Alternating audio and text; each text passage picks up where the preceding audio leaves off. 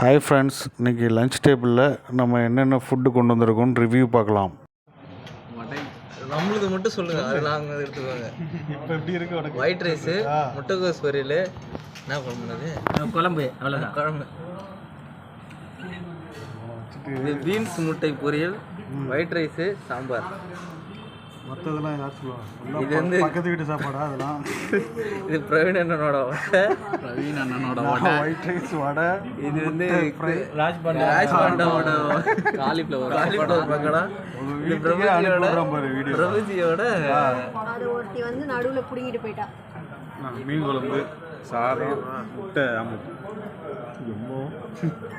Full boil omelette. No special. தக்காளி சாதம், தக்காளி தொக்கு, முட்டை. பிரபுஜி ரத்த பொரியல், ஒயிட் ரைஸ், சாம்பார், ரத்த பொரியல், அப்புறம் காலிஃப்ளவர் பக்கோடா.